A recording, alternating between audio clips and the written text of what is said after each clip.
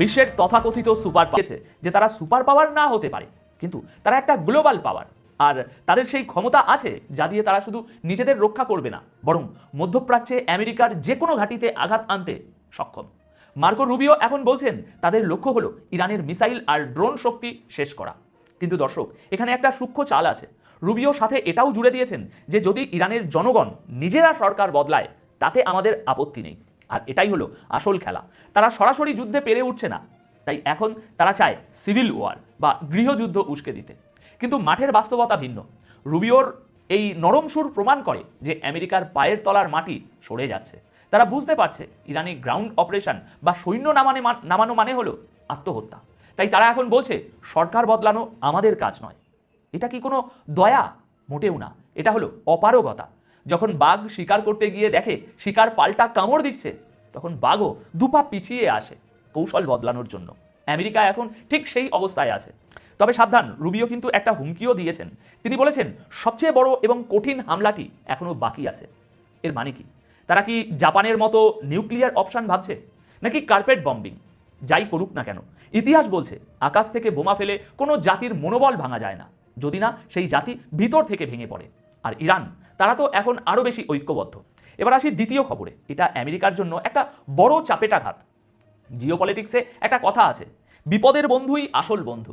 কিন্তু আমেরিকা দেখলো বিপদের সময় তাদের সবচেয়ে পুরনো বন্ধু ব্রিটেন পিটটান দিয়েছে। ব্রিটিশ প্রধানমন্ত্রী কিয়ার স্টারমার ডোনাল্ড ট্রাম্পকে কার্যত হতাশ করে দিয়ে বলেছেন আকাশ থেকে বোমা ফেলে সরকার বদলানো যায় না। ব্রিটিশ পত্রিকা দ্য গার্ডিয়ান এবং দ্য হিলের রিপোর্ট অনুযায়ী ব্রিটেন পরিষ্কার জানিয়ে দিয়েছে তারা ইরানের বিরুদ্ধে কোনো অফেন্সিভ বা আক্রমণাত্মক যুদ্ধে জড়াবে না। তারা কেবল ডিফেন্সিভ বা আত্মরক্ষামূলক অবস্থানে থাকবে। অর্থাৎ যদি ইরানের মিসাইল ব্রিটিশ কোনো ঘাঁটিতে আঘাত করে তবেই তারা জবাব দেবে। কিন্তু আমেরিকা বা ইসরায়েলের সাথে কাঁধে কাঁধ মিলিয়ে ইরানে হামলা করতে যাবে না। কেন এই সিদ্ধান্ত? একটু ভেবে দেখুন। ব্রিটেনের এই সিদ্ধান্তের পেছনে আছে ইরাক যুদ্ধের ভূত। ইরাক যুদ্ধে আমেরিকার মিথ্যে তথ্যের ভিত্তিতে জড়িয়ে পড়ে ব্রিটেন যে মূল্য দিয়েছিল তাদের জনগণ আজও তা ভোলেনি। ব্রিটিশ এমপিরা পার্লামেন্টে দাঁড়িয়ে বলছেন আমরা যেন আবার আমেরিকার লেজুর বৃত্তি না করি। ব্রিটেনের এই সরে যাওয়া প্রমাণ করে যে পশ্চিমা বিশ্বে বা ওয়েস্টার্ন ব্লকে বড়সড় ফাটল ধরেছে। এতদিন আমরা জানতাম আমেরিকা যেখানে, ন্যাটো বা ব্রিটেন সেখানে। কিন্তু এই যুদ্ধে আমেরিকা একা হয়ে পড়ছে। যখন আপনার নিজের টিমমেট আপনাকে বলে বস এই রিস্ক আমি নেব না, তখন বুঝতে হবে আপনার লিডারশিপ এবং যুদ্ধের যৌক্তিকতা নিয়ে প্রশ্ন উঠছে। আমেরিকা এখন একা, আর একা হয়ে পড়া আমেরিকা আরও বেশি বিপজ্জনক, আরও বেশি বেপরোয়া। এবার তৃতীয় পয়েন্টে আসি, এবং সত্যি বলতে এই অংশটি নিয়ে কথা বলতে গেলে আমার নিজের গলা ধরে আসে। কিন্তু সাংবাদিক হিসাবে, একজন বিশ্লেষক হিসাবে সত্যটা আপনাদের সামনে তুলে ধরা আমার দায়িত্ব। যুদ্ধ মানেই ধ্বংস আমরা জানি, কিন্তু যুদ্ধেরও তো কিছু নিয়ম থাকে রে ভাই, তাই না? গত 28শে ফেব্রুয়ারি আমেরিকা এবং ইসরায়েল মিলে ইরানে যে হামলা শুরু করে, সেখানে টার্গেট করা হয়েছিল একটি এলিমেন্টারি স্কুলকে। হ্যাঁ, ঠিক শুনেছেন, কোনো সেনাঘাঁটি নয়, কোনো মিসাইল লঞ্চ প্যাডও নয়, একটি স্কুল যেখানে ছোট ছোট মেয়েরা পড়াশোনা করছিল। আর তার ফলাফল 160 জন নিষ্পাপ শিশু শহীদ হয়েছে, 160টি পরিবার ধ্বংস হয়ে গেছে। ক্যালিফোর্নিয়ার গভর্নর গ্যাভিন নিউসাম, যিনি খোদ আমেরিকার একজন বড় রাজনৈতিক ব্যক্তিত্ব, তিনি আজ প্রশ্ন তুলেছেন আমাদের বোমাগুলো কেন স্কুলের বাচ্চাদের মারার জন্য ব্যবহার করা হলো। আমেরিকার ভিতর থেকেই এই প্রশ্ন উঠছে। কিন্তু আমার প্রশ্ন হলো আমাদের তথাকথিত মেইনস্ট্রিম মিডিয়া বা গদি মিডিয়া আজ কোথায়? ইরানে যখন হিজাব ইস্যুতে কোনো আন্দোলন হয় তখন এই মিডিয়াগুলোর ঘুম হারাম হয়ে যায়। তারা নারীর অধিকার, নারীর স্বাধীনতা নিয়ে বড় বড় বুলি আওড়ায়। কিন্তু আজ যখন 160 জন ছোট ছোট মেয়েকে, যারা হয়তো ভবিষ্যতের ডাক্তার, ইঞ্জিনিয়ার বা শিল্পী হতে পারত, তাদের ছিন্ন ভিন্ন করে দেওয়া হলো, তখন এই মিডিয়াগুলোর মুখ কেন কুলুপ দিয়ে আটা? তারা কি ফিমেল ছিল না? তাদের কি বাঁচার অধিকার ছিল না? আমি ইন্টারনেটে সেই ছবিগুলো দেখেছি, সারিবদ্ধভাবে ছোট ছোট কবর করা হচ্ছে মেশিনে। আমার নিজেরও একটা মেয়ে আছে। দেখুন দর্শক, হিপোক্রেসি বা ভণ্ডামির একটা সীমা থাকে। আমেরিকা বলে তারা ইরানি জনগণকে মুক্ত করতে চায়। এই কি তাদের মুক্তির নমুনা? 160টি শিশুকে পৃথিবী থেকে মুক্ত করে দেওয়া? একে আপনারা জাস্টিস বা ন্যায় বিচার বলেন? ছি, ধিক্কার জানাই এই তথাকথিত সভ্য সমাজকে, যারা শিশুদের লাশের উপর দাঁড়িয়ে রাজনীতির দাবা খেলে। এখন সবশেষে এটাই বলবো, পৃথিবী পাল্টাচ্ছে। আমেরিকার সেই একক আধিপত্যের দিন শেষ। ইরান প্রমাণ করেছে আপনি যদি বুক টান করে দাঁড়ান তবে সুপার পাওয়ারও পিছু হটতে বাধ্য হয়। ব্রিটেন প্রমাণ করেছে অন্ধ আনুগত্যের দিন শেষ। আর 160টি শিশুর মৃত্যু প্রমাণ করেছে এই যুদ্ধের আসল চেহারা কতটা কুৎসিত। আপনাদের কাছে আমার একটি প্রশ্ন, আমেরিকা বলছে তারা ইরানি জনগণের ভালোর জন্যই এই যুদ্ধ করছে। 160 জন শিশুকে হত্যা করে কি সেই ভালো করা হলো, নাকি এটা পরিষ্কার যুদ্ধ অপরাধ? রাশিয়ার অর্থনীতি চীনের চেয়ে তুলনামূলক দুর্বল। বিশ্বে এখনো বলা হয় 1 নম্বর অর্থনীতির দেশ হচ্ছে আমেরিকা, 2 নম্বর চীন। আমি বলি কার্যত চীনই কিন্তু এখন 1 নম্বরে, তাদের অর্থনীতির যে ভলিউম তাতে তারাই সেরা। তারপরেও আন্তর্জাতিক অঙ্গন থেকে এখনো আমেরিকাকে স্বীকৃতি দেওয়া হয় 1 নম্বর হিসেবে, আমিও তাই দিলাম আপাতত। তো এই 1 নম্বর অর্থনীতির পরে যে অর্থনীতিটা আছে অর্থাৎ চীন, সেই অর্থনীতির দিকে যদি তাকানো হয় তাহলে তাদের যে মুদ্রা ইউয়ান, এই ইউয়ানটাকে যদি ডলারের বিপরীতে দাঁড় করানো যায় তাহলে একটা সম্ভাবনা তৈরি হয় ডি ডলারাইজেশন প্রক্রিয়া সফল করার। এই জায়গায় ইরান হাত দিয়েছে, এবং এখানে ইরান শুধু হাত দেয়নি, এই যে শর্ত দিয়েছে এই শর্ত যারা মানবে তারা কিন্তু হরমুজ প্রণালী দিয়ে তেল নিতে পারবে। তার মানে ডি ডলারাইজেশনের যে প্রক্রিয়া, সেই প্রক্রিয়া ইরান, রাশিয়া, চীন এতদিন চালাচ্ছিল। ইরান এই যুদ্ধকে কেন্দ্র করে আরো স্ট্রং করলো। এই সময় যারা ইউয়ানে দাম পরিশোধ করবে তারাই শুধু হরমুজ প্রণালী দিয়ে তেল নিতে পারবে, ফলে তাদের জন্য একটা সুযোগ হলো। এই ঘটনাটা চীনের জন্য গুরুত্বপূর্ণ, বা চীন জড়িয়ে গেল কিনা সেই আলোচনাটা গুরুত্বপূর্ণ এই কারণে, চীনও যেহেতু এই 3 দেশের একটা, এবং সেও ডলারের বিপরীতে তার মুদ্রাকে স্ট্রং করতে চায়, সেক্ষেত্রে সে যখন সম্মতি দিয়েছে তখনই তো শুধুমাত্র ইরান এই ঘোষণা দিয়েছে। ইরান তো আর এমনি এমনি চীনকে টেনে আনছে না। আবার চীন এই ব্যাপারে কোনো বক্তব্য দেয় নিজে, আমাদের এই ব্যাপারে কোনো সংশ্লিষ্টতা নেই, এই বক্তব্যের সাথে আমরা একমত, তা তো না। ফলে ডি ডলারাইজেশনের যে একটা আনুষ্ঠানিক প্রক্রিয়া, সেই প্রক্রিয়ার একটা পরিষ্কার ঘোষণা গতকাল ইরান দিল। এর ভেতর দিয়ে আমি মনে করি চীন সরাসরি যুদ্ধে সামরিক বাহিনী নিয়ে জড়িয়ে গেল না, কিন্তু এই যে যুদ্ধের যে অর্থনৈতিক লড়াইটা, অর্থনৈতিক যে পার্টটা, রাজনৈতিক যে পার্টটা, জিওপলিটিক্যাল যে পার্টটা, সেই পার্টে কিন্তু চীন খুব পরিষ্কারভাবে যুক্ত হয়ে গেল, জড়িয়ে গেল, এবং এর প্রভাব পড়বে অবশ্যই ইরান যুদ্ধে। অর্থাৎ এতদিন চীন যদি টেকনোলজি দিয়ে আদার সরঞ্জাম দিয়ে যদি হেল্প করে থাকে, এখন ডলারের প্রক্রিয়ায় জড়িয়ে যাওয়া মানে অর্থনৈতিক যে লড়াইটা, সেই লড়াইয়ে যুক্ত হয়ে যাওয়া। তার মানে চীন ক্রমেই এই ঘটনায় নিজেকে আরো জড়িয়ে ফেলছে, বা নিজে জড়িয়ে যাচ্ছে, এবং তার একটা প্রভাব পড়বে। ইউয়ানে যদি লেনদেন হয় তাহলে ডলারের কি ক্ষতি, বা আমেরিকার কি ক্ষতি, বা পাশ্চাত্যের কি ক্ষতি, ইরানের লাভটা কি?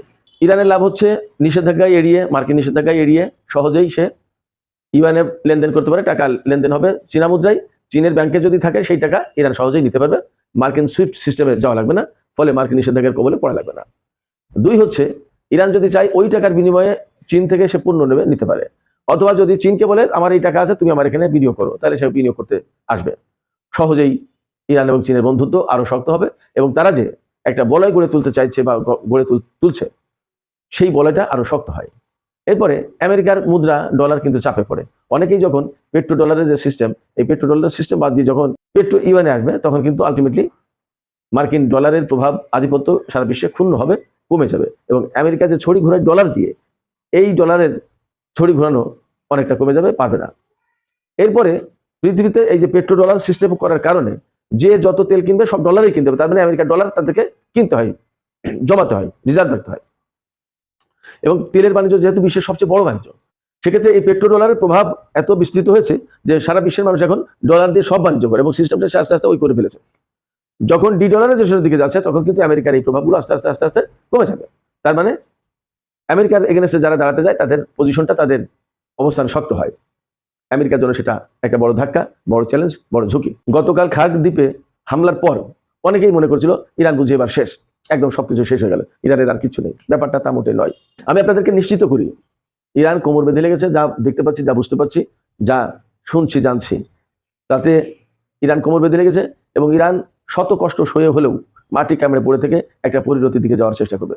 আজকেই ইরানের পক্ষ থেকে ঘোষণা আছে যে মধ্যপ্রাচ্য থেকে আমেরিকা বিদায় না হওয়া পর্যন্ত কোনো শান্তি চুক্তি হবে না, তার মানে যুদ্ধবিরতি হবে না।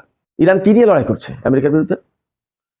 ইরান জানে আমেরিকার শক্তি কত, তার মিলিটারি পাওয়ারটা কত, এবং তার কাছে কি কি অস্ত্র আছে।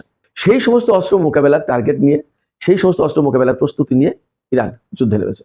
হ্যাঁ, তাহলে আমরা প্রশ্ন করতে পারি, বা আপনারা প্রশ্ন করতে পারেন যে ইরানের উপর হামলাগুলো তাহলে কি হচ্ছে? শত হামলা চালালে তার ভিতরে কিছু হামলা তো সাকসেস হবেই। সবগুলো কি আর নস্যাৎ করা সম্ভব, আটকে দেওয়া সম্ভব না। যেমনটি হচ্ছে আমেরিকা এবং ইসরায়েলের। আমেরিকা এবং ইসরায়েলের মতো শক্তিধর দেশ, যাদের টেকনোলজি সারা বিশ্বে নাম্বার 1, তাদের বিরুদ্ধে ইরান যা করছে আমরা তো সবাই কম বেশি দেখতে পাচ্ছি। ইরান একটা ইতিহাস তৈরি করেছে এই যুদ্ধে। 7টা KC-135 মডেলের বিমান, একটা কমপ্লিটলি বিধ্বস্ত আর 6টা ড্যামেজড। এর আগে পৃথিবীতে আমেরিকার ইতিহাসে এই ঘটনা ঘটেনি। আমেরিকার গর্বের ধন F-15 যুদ্ধ বিমান 5টা ধ্বংস হয়েছে। আদার কি কি হয়েছে, রেডার সিস্টেম, তাদের থার্ড পেট্রিয়ট, আরো কি কি সব তো দেখেছেন, আমি বলেছি এর আগে। এই সমস্ত মিলে একদম পরিষ্কার ইরান খুব ক্যালকুলেটিভ ওয়েতে এই হামলা, এই যুদ্ধ পরিচালনা করছে এবং সে বুঝে শুনে বলছে, মোটেই আবেগী হয়ে না, পাগলের মতো মার খাওয়ার জন্য ইরান এই সমস্ত কথা বলছে না। ইরান যথেষ্ট বুঝে শুনে হিসাব নিকাশ করেই বলছে যে একটা পরিণতি আসতেই হবে এবং মধ্যপ্রাচ্যে ইসরায়েল এবং আমেরিকার প্রভাব প্রতিপত্তি থাকতে ইরান ছাড়বে না। মধ্যপ্রাচ্যে আমেরিকার উপস্থিতি যদি জিরো করা যায়, মাইনাস করে দেওয়া যায়, তাহলে মধ্যপ্রাচ্যের পরিস্থিতি স্বাভাবিক হবে। এটা ইরানের কথা। ইরান একথা গতকালকে বলেছে তার প্রতিবেশী দেশগুলোকে, যে নিজেদের সমস্যা, নিজেদের সুবিধা অসুবিধা, নিজেদের সম্পর্ক উন্নয়ন নিজেরা করবো। এখানে আমেরিকার উপস্থিতি কি প্রয়োজন? আমেরিকার উপস্থিতি মানে গোলযোগ জ্ঞানজাম তৈরি হওয়া। এই জ্ঞানজাম করতে দেওয়া যাবে না। এবং আমি বলি আপনাদেরকে, আরব দেশগুলো যত যাই কিছু করুক, হয়তো তারা বাধ্য হয়ে তাদের ঘাঁটি মাটি এ সমস্ত ব্যবহার করতে দিচ্ছে, না হলে হয়তো নিরুপায় হয়ে যাবে, তাদের উপরেই হামলা করে পড়বে, ঝামেলা আছে। তো হয়তো ঘাঁটি মাটি ব্যবহার করতে দিচ্ছে, বাট আরব দেশগুলো কিন্তু একটা দেশও ইরানের বিরুদ্ধে যুদ্ধ ঘোষণা করে, তারা নানান বক্তব্য দিচ্ছে, কথা বলছে, কিন্তু খুব স্ট্রংলি না। খেয়াল করে দেখবেন, আমি শিওর প্রত্যেকটা আরব দেশ চায় আমেরিকা এখান থেকে চলে যাক, তা না হলে তারা চুপ থাকার কথা না। আমেরিকার সাথে এরা দল বেঁধে ইরানের বিরুদ্ধে যুদ্ধ করতো, কিন্তু তা করছে না। বিশ্ব রাজনীতি আসলে বদলে গেছে, গোটা মধ্যপ্রাচ্য বদলে যাচ্ছে, বদলে গেছে। আমি আপনাদেরকে বলি, শুধু গোটা মধ্যপ্রাচ্য বদলাচ্ছে না, খোদ আমেরিকার ভেতরের পরিস্থিতি বদলে যাচ্ছে। আপনারা নিশ্চয়ই এর মধ্যে দেখেছেন মার্কিন কংগ্রেসের কত সদস্য, প্রতিনিধি পরিষদের এবং সিনেটের অনেক সদস্য শুধু ডেমোক্র্যাট দলের না। এই সরকার, ট্রাম্প সরকার তো রিপাবলিকান দলের, সেই জন্য আপনারা বলতে পারেন যে ডেমোক্র্যাট বিরোধী দল, তারা তো বলবেই। নো, খোদ রিপাবলিকান দলের অনেকেই বলছেন যে ট্রাম্প কি করছে, ট্রাম্প দেশটাকে কোথায় নিয়ে গেল, কি করছে, আসলে পরিণতি কি, আমেরিকাকে ধ্বংস করে দিল। এই গত 15-16 দিনে আমেরিকার এই যুদ্ধের যে পরিমাণে খরচ, সেটা $20 বিলিয়ন বেশি। এইভাবে চলতে থাকলে আমেরিকার অর্থনীতি ফোকলা হয়ে যাবে। $10,000 মূল্যে যে ড্রোন ধ্বংস করতে তার 50,000 বা 2 লাখ, 5 লাখ, 10 লাখ ডলারের ক্ষেপণাস্ত্র ছুটতে হয়, তার অর্থনীতি কোথায় যাবে? এর মধ্যে আপনারা শুনেছেন তার অস্ত্র নেই, কেউ অস্ত্র দিচ্ছে না। ডোনাল্ড ট্রাম্প বলেছে জেলেনস্কি হচ্ছে তার শেষ ভরসা, তাকে হেল্প করতে জেলেনস্কি এগিয়ে এসেছে। জেলেনস্কির বিরুদ্ধে কিন্তু ইরান বলেছে যে জেলেনস্কি এবং তার দেশ আলটিমেট লেজিটিমেট টার্গেট। তো আমেরিকার ভেতরে কথা বলছিলাম, আমেরিকার ভেতরে কি হচ্ছে? আমেরিকার ভেতরে কি হচ্ছে আমি যদি টাকার কার্লসনের বক্তব্য দিই তাহলে বুঝতে পারবেন। Tucker Carlson GB news UK, যেটা অর্থাৎ গ্রেট ব্রিটেন নিউজ, লন্ডন থেকে পরিচালিত হয় মনে হয়, একটা টেলিভিশন চ্যানেল। এই টেলিভিশন চ্যানেলের উপস্থাপক পিয়ার্স মর্গান, তার সাথে এক অনুষ্ঠানে, একটা টক শোতে টাকার কার্লসন বলেছেন যে আমেরিকার কোনো সভরেন্টি নেই, সার্বভৌমত্ব নেই। কেন বলেছেন তার আগে একটু পরিচয় করে দিই। এই টাকার কার্লসন কে? তিনি ফক্স নিউজের অত্যন্ত প্রভাবশালী একজন সাংবাদিক। ফক্স নিউজ কি? ফক্স নিউজ হচ্ছে, ধরেন দিনকাল হলো বিএনপির মুখপাত্র, সংগ্রাম হলো জামাতের মুখপাত্র, বাংলার বাণী আওয়ামী লীগের মুখপাত্র, এইরকম। ফক্স নিউজ হচ্ছে রিপাবলিকান দলের মুখপাত্র, একদম তাদের হয়ে সমস্ত সব কথা বলে। রিপাবলিকান দলের যত খবর তার অথেন্টিক জায়গা হচ্ছে ফক্স নিউজ। এই ফক্স নিউজের খুব প্রভাবশালী হোস্ট হচ্ছে টাকার কার্লসন। এই ভদ্রলোক বলছেন যে আমেরিকার কোনো সার্বভৌমত্ব নেই। কেন সার্বভৌমত্ব নেই? কি হয়েছে? তিনি বলছেন যে যদি আমেরিকার সার্বভৌমত্ব থাকতো তাহলে নেতানিয়াহুর মতো একজন লোকের ডাকে আমেরিকা যুদ্ধ করতে যেত না। এই যুদ্ধ তো আমেরিকা না, এই যুদ্ধ ইসরায়েলের। এবং ইসরায়েলের প্রধানমন্ত্রী বেনিয়ামিন নেতানিয়াহুর ডাকে আমেরিকা যেত না যুদ্ধ করতে, যে ইসরায়েলের মাত্র জনগণ হচ্ছে 9 মিলিয়ন, মানে 90 লাখ, আর আমেরিকার জনগণ হচ্ছে 30 কোটির বেশি। এবং আমেরিকা হচ্ছে বিশ্বের 1 নম্বর সুপার পাওয়ার। আর ইসরায়েল কি? টাকার কার্লসন বলছে যে আমেরিকার কোনো সার্বভৌমত্ব, সভরেন্টি নেই। যদি সভরেন্টি থাকতো তাহলে 90 লাখ জনসংখ্যা অধ্যুষিত একটি দেশের প্রধানমন্ত্রীর ডাকে 1 নম্বর সুপার পাওয়ার ছুটে গিয়ে ইরানের বিরুদ্ধে যুদ্ধ করতো না। ফলে আমেরিকা আজকে মার খাচ্ছে, সেখানে তার অস্ত্রের ব্যবসা ঝুঁকি মুখে, তার প্রভাব প্রতিপত্তি ক্ষুণ্ণ হচ্ছে, 1 নম্বর সুপার পাওয়ার হিসেবে ভীষণভাবে সম্মান হারাচ্ছে আমেরিকা এবং বিভিন্ন রকমের ক্ষয়ক্ষতির মুখে পড়েছে। তাতে ইসরায়েলের জন্য আমেরিকা তার সার্বভৌমত্ব হারালো এবং ইসরায়েলের জন্য আমেরিকা তার 1 নম্বর সুপার পজিশনটা হারালো। সুপ্রিয় দর্শক, আজকের আলোচনা এখানে শেষ করতে চাই। আজকের আলোচনা শেষের দিকে এসে আমি আপনাদেরকে বলবো যে আসলে কি মনে হচ্ছে আমেরিকা তার 1 নম্বর সুপার পাওয়ার পজিশনটা হারিয়ে ফেলছে এবং আমেরিকা কি আসলে এই যুদ্ধে এসে ভুল করেছে? আরো প্রশ্ন হচ্ছে, আমেরিকা কি ইসরায়েলের উস্কানিতে এই যুদ্ধ করছে, নাকি আমেরিকাই নিজের গরজে, নিজের প্রয়োজনে, নিজের দায়িত্বে যুদ্ধ করছে? আমেরিকা যখন ব্রিটিশ বা অন্য কোনো ঘাঁটি থেকে উড়ে আসে আক্রমণের জন্য, তারা ইউরোপের কোনো দেশের আকাশ ব্যবহার করতে পারে না। আমেরিকাকে Europe, Spain, Ireland, Britain, France কেউ তার আকাশ সীমা ব্যবহারের অনুমতি দিচ্ছে না। আমেরিকাকে, তাদের অন্যতম মিত্র, তাদের ন্যাটোর প্রধান বস, তাদেরকে সাগর বা ইতালি, স্পেনের মাঝখান থেকে একটা সাগর ধরে বিভিন্ন পথ পাড়ি দিয়ে এই আমেরিকাকে ইসরায়েলে আসতে হয়। ইসরায়েল থেকে জর্দান, সৌদি আরব, ইরাক হয়ে ইরানে এসে আক্রমণ করতে হয়। মাঝখানে তারা ফুয়েল নেয় পথে, বুঝতে পারছেন? আর ইসরায়েল কি করে জানেন? ইসরায়েলকে কোনো কষ্ট করতে হয় না। ইসরায়েল সোজা জর্দান দিয়ে, সৌদি আরব দিয়ে, আরব আমিরাত দিয়ে, অথবা কি বলে ইরাক দিয়ে ঢুকে ইরানের মধ্যে ম্যাসিভ আকারে আক্রমণ করে চলে যায়। কোনো মুসলিম রাষ্ট্র তাদেরকে একটু বাধা দিচ্ছে না, ইসরায়েলকে বাধা দিচ্ছে না। অথচ আমেরিকাকে ইউরোপ দিচ্ছে না তাদের আকাশ ইরানে আক্রমণের জন্য। ইউরোপ দাঁড়িয়ে গেছে, কিন্তু মুসলিমরা কি করছে এবার বলছেন? এটা কত বড় লজ্জার মুসলমানদের জন্য, বুঝতে পারছেন? কেন ইরান আরব রাষ্ট্রগুলোকে টার্গেট করবে না?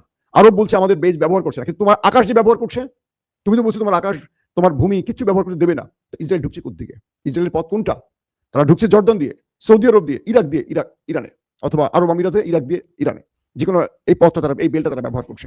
ইরানে ঢুকতে হলে তাদের মুসলিম কান্ট্রি একটা না 3-4টা পার হয়ে আসতে হয় ইসরায়েলকে। একটা আরব রাষ্ট্র এখন পর্যন্ত একটা মিসাইল ইন্টারসেপ্ট করেছে ইসরায়েলের, বলেন? একটা খবর পেয়েছি আমরা। অথচ ইরানের অনেক ড্রোন মিসাইল ইন্টারসেপ্ট করেছে আরব রাষ্ট্রগুলো। তো ইরান কি করবে বলেন? আমি তো ইরানের পক্ষের মানুষ নই, আমি আরব রাষ্ট্রগুলোকে ভালোবাসি, কিন্তু নিউজের বা সত্য সংবাদ বা প্রেক্ষাপট বিশ্লেষণ আপনি বোঝেন। ইরান এই কাজটি এখন যা করছে, এটা হচ্ছে 57টি মুসলিম রাষ্ট্রের কাজ, তাই না? বাকি রাষ্ট্রগুলো ঘুমোচ্ছে, কিন্তু ইরান করছে। আমি একটা ভিডিও আপনাদের দেখাবো। আমি এই ভিডিওটা লম্বা করবো না, অনেকগুলো খবর আছে, তারপর আমি চেষ্টা করবো আপনাদেরকে পরবর্তী আরেকটা বুলেটিনে বাকি অংশগুলো বলবো। অনেকগুলো খবর জমা হয়েছিল, একটু আমি আপনাদের একটা ভিডিও দেখাতে চাই। তুরস্কের একটা দুর্দান্ত ভিডিও পাওয়া গেছে। তুরস্কের মুসলমানদেরকে নারী হিসাবে সম্বোধন করছে সে দেশের কি বলে মহিলারা। সেই ভিডিওটা দেখলে তো আপনারা বুঝতে পারবেন যে একটা হিস্ট্রি দিয়ে আমি আপনাদেরকে বিষয়টা একটু শোনাতে চাই। দর্শক,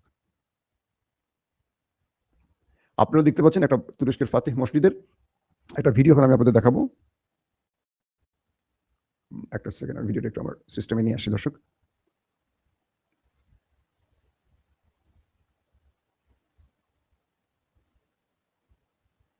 মানে একটা দুঃখজনক ব্যাপার আপনারা খেয়াল করবেন যে এতগুলো দেশ, একটা দেশ এখন পর্যন্ত ইরানের জন্য একটা শক্ত কথা বলে নাই। 57টি মুসলিম দেশ। আমরা তুরস্ককে ভালোবাসি, কিন্তু তুরস্ক ইরানের জন্য বড় ভূমিকা রাখছে, কিন্তু স্পষ্টত প্রকাশ্যে কি করতেছে এখন বলেন? প্রকাশ্যে তো কিছু করা উচিত তুরস্কের।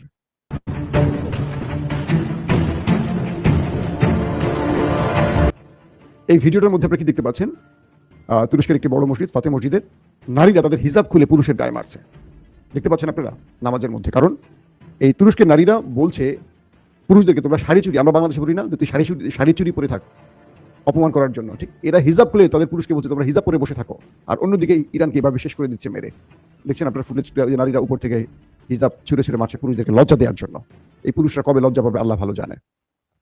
একটা ঘটনা বলি আপনাদের। এই নারীদের ইসলামে অনেক বড় বড় ভূমিকা আছে। রাসূল করিম সাল্লাল্লাহু আলাইহি সাল্লামের ফুফু সাফিয়া বিনতে আব্দুল মুত্তালিব খন্দকের যুদ্ধের দিকে, মেবি খন্দকের যুদ্ধই হবে, তো নারীদের উপর ইহুদিদের বড় হামলা হতে পারে ভেবে তাদেরকে দুর্গের মধ্যে রেখে এই যুদ্ধে আসতো পুরুষেরা, দুর্গে রাখতো নারীদেরকে। তো একজন ইহুদি গোয়েন্দা, তিনি ওই নারীদের অবস্থানটা জানার জন্য সেখানে এসে পায়চারি করছিল। তো সেখানে নারীদের মধ্যে খুব বেশি বিশেষ সংখ্যা পুরুষ ছিল না, 2-1 জন কবি অথবা 2-1 জন অসুস্থ পুরুষ ছিল এরকম। তো নারীরা সেই পুরুষদেরকে বলছে তোমরা আমাদেরকে বাঁচানোর জন্য যাও, ওই যে একজন ইহুদি গোয়েন্দা আমাদের খুঁজছে আমাদেরকে হত্যার জন্য বা কিছু অন্য কিছুর জন্য। কোন একটা পুরুষ তখন এগিয়ে আসার সাহস করেনি। তখন সাফিয়া বিনতে আব্দুল মুত্তালিব রাসূল করিম সাল্লাল্লাহু আলাইহি সাল্লামের ফুফু, তিনি একটি হাতে লাঠি নিয়ে বেরিয়ে আসলেন এবং সেই গোয়েন্দাকে পিটিয়ে সেখানে শেষ করে দিলেন। ইসলামের নারীদের অনেক বিশাল, হযরত সুমাইয়ার আমরা হিস্ট্রি জানি, কিন্তু আজকে দুঃখের সাথে বলতে হয় এই লড়াইটা শেষ হওয়ার পর, ইরান শেষ হওয়ার পর এই লড়াইটা তুরস্কে চলে যাবে, এই লড়াইটা পাকিস্তানে আসবে, গ্রেটার ইসরায়েল তৈরিতে সবাই মুভ করবে, আর কেউ কারোর জন্য আসবে না। তখন সৌদি আরব বলবে কেউ আছো বাঁচাও, ওয়াইসি আসো, সবাই বলবে তুমি কি ইরানকে বাঁচাইছিলা, তোমার লজ্জা করে না সাহায্য চাও? তুরস্ককে বলবে, তুরস্কের এরদোয়ানকে বলবে, এরদোয়ান যখন ধোলাই শুরু করবে ইসরায়েল আমেরিকা, নেটো আসবে না ইসরায়েলের জন্য, তুরস্কের জন্য নেটো কখনো আসবে না। তখন এরদোয়ান ডাকবে মুসলিম বিশ্বকে, কেউ আসবে না। পাকিস্তান সৌদি আরবের পক্ষে নেমে যদি ইরানের বিরুদ্ধে নামে, পাকিস্তানের মধ্যে সেনাবাহিনীর বিরুদ্ধে বিদ্রোহ তৈরি হবে। ইতিমধ্যে 36 জনের মতো মানুষ পাকিস্তানে শুধু মারা গেছে এই খামেনিকে হত্যার প্রতিবাদে যারা নেমেছে পুলিশের গুলিতে, এবং মার্কিন এম্বাসি টার্গেট করে পাকিস্তানে ব্যাপক জ্বালা করা হয়েছে, আপনারা জানেন। দর্শক আসেন আর কয়েকটা গুরুত্বপূর্ণ খবর দিই, তারপরে আমরা চলে আসি। আরব আমিরাতের আল মিনহাল এয়ারওয়েজে হিট হয়েছে ইরানের পক্ষ থেকে, এটি হলো মার্কিন এয়ারওয়েজ, এবং বলা হয়েছে যে তেল আবিবের মানে ইসরায়েলের বেন গরিয়ান বিমানবন্দরে থাকা 3টি বিমান পুড়ে গেছে। এটা ইরানের পক্ষ থেকে দাবি করা হয়েছে। তাদের যে তেলের ডিপো বেন গরিয়ানের, সেটাতেও আক্রমণ হয়েছে। তাদের মেট্রো স্টেশনে আগুন, মানে ভয়াবহ ক্লাস্টার বোমার অ্যাটাক হয়েছে, এবং বলা হয়েছে যে আরো কয়েকটি জায়গায় সিরিজ অ্যাটাক হয়েছে। এবং ইরানের পররাষ্ট্রমন্ত্রী আব্বাস আরাকচি মিশরের পররাষ্ট্রমন্ত্রীর সাথে, সৌদি আরবের পররাষ্ট্রমন্ত্রীর সাথে, পাকিস্তানের পররাষ্ট্রমন্ত্রীর সাথে এবং তুরস্কের পররাষ্ট্রমন্ত্রীর সাথে টেলিফোনে কথা বলেছেন। তারা যে কোনোভাবে একটি আলোচনায় পৌঁছতে চাইছেন। সবকিছু মিলে এটুকু বলা যাচ্ছে যে ইরান যা কিছু করছে আবার নেপথ্যে মুসলিম রাষ্ট্রগুলোর সাথে যোগাযোগ করছে, এবং তারা চেষ্টা করছে যে এই আলোচনার মাধ্যমে একটা পথ খুঁজে বের করার। তবে এখন পর্যন্ত যেটুকু বোঝা যাচ্ছে, আরবকে এই যুদ্ধে টেনে আনার জন্য তাদের ব্যাপক প্রচেষ্টা অব্যাহত আছে। ব্যবহার করা ইলেকট্রিসিটি, আপনার ব্যবহার করা মোবাইল ফোন, আপনার ব্যবহার করা কম্পিউটার, আপনার খাবারের ভাত, ডাল, ডিম, দুধ, মরিচ, লবণ যা খান সবকিছুর উপরে এটার প্রভাব পড়বে, সিরিয়াসলি প্রভাব পড়বে। কারণ হচ্ছে এখান থেকে আমরা এখনো পর্যন্ত যতটুকু শুনি যে হরমুজ প্রণালী দিয়ে জাহাজ বের হচ্ছে, কতগুলো জাহাজ বের হচ্ছে, ঠিক আছে 12টা 15টা জাহাজ বের হচ্ছে। এক একটা দেশেরই শুধুমাত্র মাসে দরকার হয় এরকম ধরেন 15টা 20টা 30টা জাহাজের তেল একটা দেশের জন্য, সাপ্লাই জাস্ট হচ্ছে মানে অল্প কিছু অংশ পূরণ করার জন্য। সেখান থেকে টোটাল যদি 12টা 15টা জাহাজ বেরোয় এটা বড় ধরনের কোনো কিছু না, তাও আবার তেল গ্যাসের জাহাজ। কিন্তু ওখান থেকে আরো যে একটা বড় বিষয় আছে সেটা হচ্ছে সার। বিশ্বের 40% সার যায় এই হরমুজ প্রণালী দিয়ে, অর্থাৎ এই পারস্য উপসাগর দিয়ে সার আসে। সেই সার যখন আপনি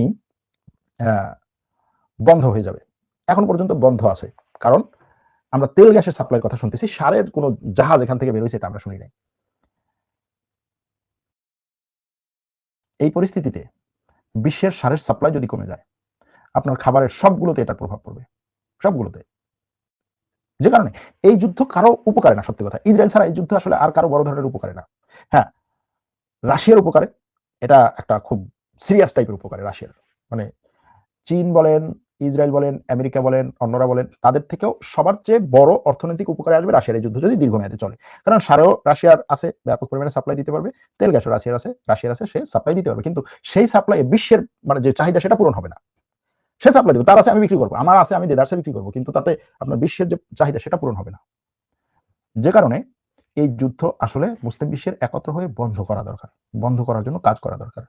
কিভাবে হতে পারে? হতে পারে যে ঠিক আছে, হরমুজ প্রণালীর দায়িত্ব আন্তর্জাতিক একটা সংস্থা নেবে, ইরানের উপরে আক্রমণ হবে না সেটা নিশ্চয়তা দেওয়া হবে, এবং সেটারও মনিটরিং আন্তর্জাতিক একটা সংস্থা থাকবে। ইসরায়েল ইরানের উপরে আক্রমণ করবে না সেটা নিশ্চয়তা দিবে, আমেরিকা ইরানের উপর আক্রমণ করবে না সেটা নিশ্চয়তা দিবে, ইরান তার এই পরমাণু অস্ত্র বানানো থেকে সরে যাবে, কারণ এটা ছাড়া তো সম্ভব না, সরে যাবে। অর্থাৎ যুদ্ধের আগে যেই লেভেলে ছিল সেটার কাছাকাছি লেভেলে আসবে। যুদ্ধের আগে কি লেভেলে ছিল? আমেরিকার থেকে, আমেরিকার ট্রাম্প প্রশাসনের ঊর্ধ্বতন একজন কর্মকর্তা আমেরিকার একটা টিমকে বলেছেন গতকালকে যে আমরা এবং ব্রিটিশরা এই ইরানের সাথে সর্বশেষ যে বৈঠক, অর্থাৎ এই আক্রমণের আগে ঠিক আগের দিন মনে হয় বা তার 2 দিন আগে যে বৈঠকটা ছিল, সেই বৈঠকে ইরান এসে আমাদেরকে বললো ঠিক আছে তোমাদের প্রস্তাব আমরা মেনে নিচ্ছি, আমরা পুরো আমাদের পরমাণু প্রকল্প ছেড়ে দেবো, আমাদের পরমাণু প্রকল্প আমরা রাখবো না, দরকার হলে আমাদের পরমাণু আমরা অন্য দেশে পাঠিয়ে দেবো, আসো আমরা চুক্তি করি। বলে কি আমরা তো সেই প্রস্তাব দেখে যে কি বলে, যে ইরানের সাথে আমরা চিন্তা করতেছি যে বৈঠকে অনেক হবে, আমাদের ব্যাপক পরিমাণ হচ্ছে দর কষাকষি হবে, সে এসে বলতেছে তুমি যেটা চাপ দিয়ে দিতেছি পরমাণু প্রকল্প, ওকে ঠিক আছে। বলে তারপরে আমরা সেখান থেকে বেরোলাম, এরপরে হচ্ছে যে ঠিক আছে নিজেদের মধ্যে আমরা একটু আলোচনা করি, আগামী সপ্তাহে আবার বৈঠক হবে। সেই সপ্তাহের আগেই উইকেন্ডে আমেরিকা ইসরায়েল আক্রমণ শুরু করলো। তাদের কথা হচ্ছে যে ব্রিটিশরা এই আক্রমণ দেখে তারা তো আরো বড় যে এটা কি হলো, কিসের ভিত্তিতে, কি কারণে ইরানের উপর আক্রমণটা হলো, সে তো তোমার চাওয়াগুলো পূরণ করতে যাচ্ছিল। তাহলে এই আক্রমণটা কেউই চায় না, শুধুমাত্র ইসরায়েল চাইছে। ইসরায়েল চাইছে কিসের জন্য? ইসরায়েল চাইছে তার ইরানকে শেষ করে দেওয়ার জন্য না, না, ইসরায়েল চাইছে এই অঞ্চলে তার অনেক বড় একটা যুদ্ধ দরকার, তার সেই প্রতীক্ষিত ব্যক্তিকে নিয়ে আসার জন্য। এটা ইসরায়েলের জন্য কোনো অর্থনৈতিক যুদ্ধ না, এটা ইসরায়েলের জন্য কোনো কি বলবো কোনো হচ্ছে একটা রাষ্ট্রের উপরে আক্রোশের যুদ্ধ না, এটা ইসরায়েলের জন্য বিশাল টাইপের একটা ধর্মযুদ্ধ, এবং তার গ্রেটার ইসরায়েলের পথে প্রথম পদক্ষেপ হিসেবে সে দেখছে। এটা তার থার্ড টেম্পল নির্মাণের ক্ষেত্রে প্রথম পদক্ষেপ হিসেবে সে দেখছে। যে কারণে এই যুদ্ধ সে থামাবে না। আপনি যদি দেখেন আগামী 1 সপ্তাহ পরে এই যুদ্ধ থেমেও গেছে, তারপরও এই যুদ্ধ ইসরায়েলের জন্য থামবে না। আর আমার যেটা ধারণা যে এই যুদ্ধে খুব সম্ভবত আরব দেশগুলো ঈদের পরে যুক্ত হতে পারে, রমজানের কারণে, ঈদের কারণে তাদের এই মুহূর্তে এই যুদ্ধে যুক্ত হওয়ার মন মানসিকতা নাই, কিন্তু তাদেরকে ঈদের পরে এই যুদ্ধে জড়িয়ে ফেলতে পারে ইসরায়েল এবং আমেরিকা। এটা হচ্ছে পরিস্থিতি।